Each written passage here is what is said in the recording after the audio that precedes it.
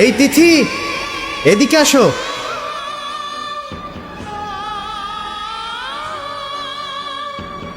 তিথি, কেমন আছো? আমি ভালো আছি। আমার তো বিশ্বাসই হচ্ছে না যে তোমাকে আমি সামনাসামনি দেখতে পাচ্ছি। তোমার মেয়ে না? মাশাআল্লাহ, খুব সুন্দর, একদম পুরো তোমার মতো হয়েছে। হাজবেন্ড একদম পুরো পিওর জেন্টলম্যান। তিথি কে ইনি? ফ্রেন্ড, তিথির অনেক আগের বন্ধু। দুলাভাই এই সেই রুদ্র। কি ব্যাপার, তোমরা এখনো এখানে দাঁড়িয়ে আছো? ট্রেন এখনো আসেনি?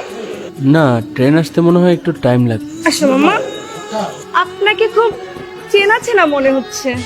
আরে চেনা চেনা তো লাগবেই। ও হচ্ছে তিথি সেই না বলো ভালোবাসা, যার জন্য তিথি বিয়েটাই ভেঙে দিয়েছিল। ও আচ্ছা, আপনি সে। তিথির তাহলে বিয়ে হয়নি? না, হয়নি। চলো না বাবুর জন্য কিছু খাবার নি, সিট নি।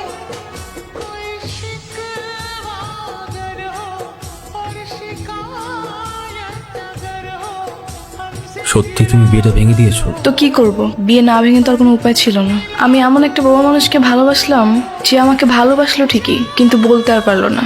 একবার বলতে তো পারতা রুদ্র। দেখো তিথি, বাস্তবতা অনেক কঠিন।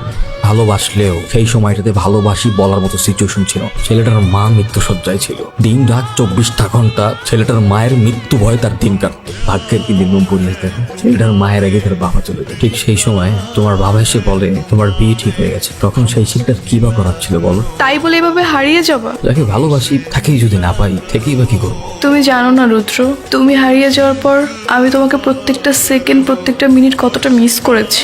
তোমার কি একবার ওই তিথির কথা মনে পড়েনি? আমি হয়তো তোমাকে বলতে পারিনি, কিন্তু আমার একটা আত্মবিশ্বাস ছিল যে কোনো না কোনো দিন আমি তোমাকে পেয়ে যাব। আর সেই জন্য আমি এখনো বিয়েই করিনি। সৃষ্টিকর্তা বড়ই মহান, দয়াবান।